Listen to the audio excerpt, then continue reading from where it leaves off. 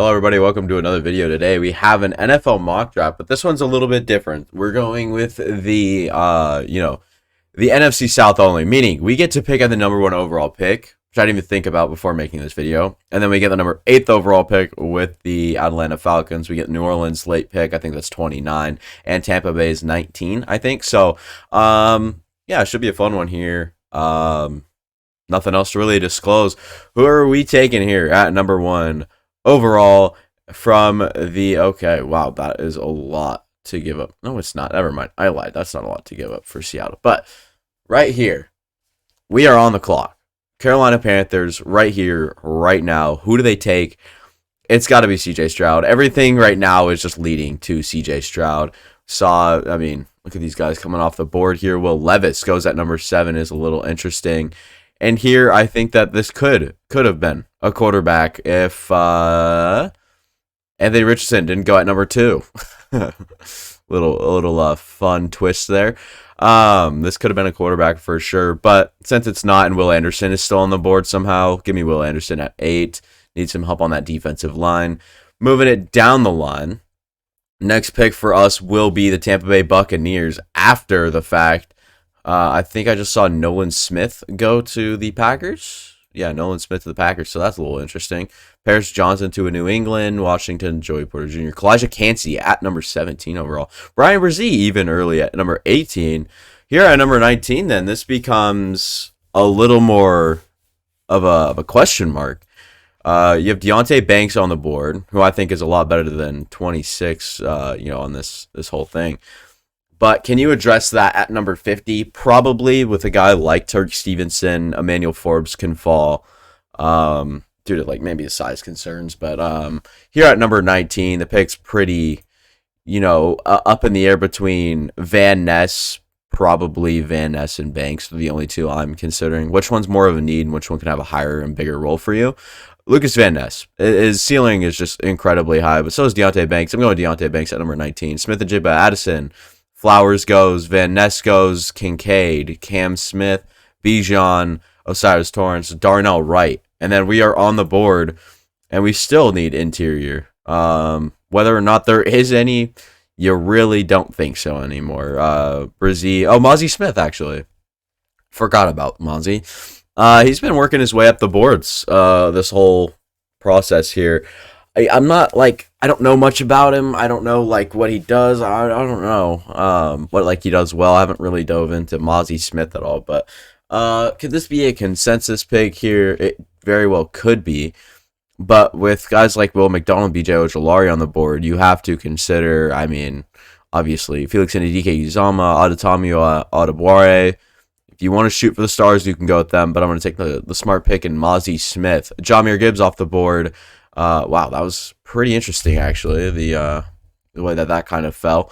Keely Ringo, Emmanuel Forbes, and then here at Carolina's pick, or second pick, I should say. You need quite a bit here, for sure. Could you use Drew Sanders? Hell yes, you can. Can you use BJ Ojolari? I'm sure you can fit him in somewhere. He's got a lot of size there as well.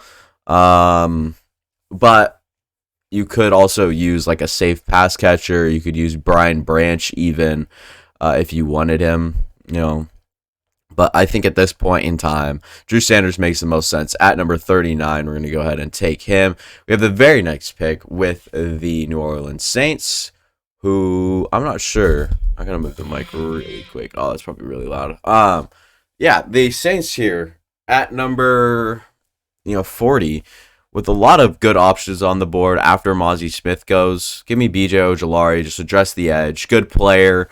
I think his floor is quite high, if I'm remembering what someone said correctly, some draft analysts say.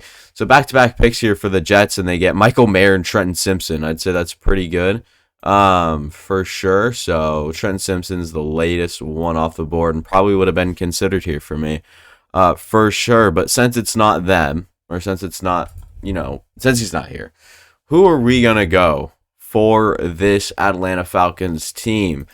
Corner number 2 could be up right here, like Turk Stevenson. Could be, in the realm of possibility. I'm not that high on Clark Phillips. Could you use an interior guy like Steve Avila or Michael Schmitz? Do you want another like receiver to go along with whoever the hell you have now? It's a rough receiving room in there. But for me, it's probably gonna be Tariq Stevenson. It's a bit of a reach for sure, especially with Tuli on the board to play like over a guard or something. Give me actually Tuli Pelotu. You get a corner a little bit later. You might even get lucky if one falls to you, pretty late. But if you're Tampa Bay, you already made the move for Deontay Banks, and now you need someone to come in play tackle or someone to come in and play edge. Matthew Bergeron and Jalen Duncan, not quite in this realm here. I like the upside of Derek Hall and how well he moved at the combine. Keon White is also quite a fun player. Zach Harrison is one of my favorite players in this draft class alone. That all aside, could you use a guy like Charbonnet? Not really. I don't really know what Charbonnet's exact strength is. I'm pretty sure it's just running the ball. And fortunately, you have Rashad White there. So at this spot, I'm going to go Keon White at number 50. Edge rusher to the Tampa Bay Buccaneers. Josh Downs off the board. Benton Hooker off the board. Tariq Stevenson and off the board. Jack Campbell, Sam Laporta, Devin Achane, Julius Brents, Cody Mock, Jordan Battle, Derek Hall, Matthew Bergeron, Alatomidi, Parker Washington, Noah Sewell, Jalen Jones, or is that, yeah. Long time before we actually got to pick. So Steve Avila just goes off the board right here. I could have definitely thought about it. Here at number 71 with Zach Charbonnet still on the board, with Tucker Kraft still on the board. I'm not exactly sure if you are targeting tight end. I know you probably like Jawan Johnson, but it's not much of an upgrade to look down here. Rashee Rice is an interesting one, a guy with some size and agility. At number 71, Ole Miss receiver has a chance of coming off the board for me right here. You could use another weapon for Derek Carr, maybe someone underneath on like a bubble screen. You lose Deontay Hardy, who is kind of a gadget guy who you didn't really utilize that much. Marquez Callaway isn't there, so you're kind of losing a little bit of your receiver depth that came into play with some injuries. So give me Rashee Rice at number 71. Weird pick, but I'm going to do it anyways. Next up, we actually have the Atlanta Falcons. I know we're picking like generally at the top of the board. We're not reaching or anything like that because we don't really have to. I feel like these teams are addressing good players from here and whatnot. So we talked about corner for this Falcons team at one point, I think, and DJ Turner with incredible upside. I mean, look at the speed. And, he's got the tools, but can he put it together in the league? He'll have to figure it out in Atlanta. We have the Tampa Bay Buccaneers pick here in just a minute. Riley Moss, Zach Harrison in Tampa Bay is now up on the clock after you address corner, edge, and like I mentioned, you need offensive tackle. Jalen Duncan is here, fits perfectly. Give me Jalen Duncan. Whether or not Tristan Wirfs stays on the right side, that all is kind of up in the air. So I don't know if you exactly want Jalen Duncan playing left tackle for you when you have Tristan Wirfs on roster that can play. Roshan Johnson, still a pick in the third round, is interesting for sure. And then if you are the Panthers here at, number 93, still some great players on the board. I love Kayshon Boutte to this spot for sure. I don't know why I said Boutte, but Andre Carter is such a good player. I think that he was even mocked in the first round quite a bit at the beginning of the process. Kind of dropped as the year went on, so that's not really what you want to see. I just don't know if you want to take a Jaden Reed down the board, A.T. Perry. Darius Rush is a really good player. You got C.J. Stroud, you got Drew Sanders. I don't think you really need anything else. Give me Andre Carter at this spot at number 93. I don't know if that'll do it for us. I couldn't tell you. Yeah, it probably will. So we'll go back ahead and look at these teams' drafts through the first 3 rounds. Carolina Panthers, 3 picks. C.J. Stroud, Drew Sanders, and Andre Carter. I'm a huge fan of Drew Sanders, what he can do in the league. Should translate perfectly. I really can't wait to see what he can do. Also, another big fan of Tuli Tuipulotu. We get at number 44.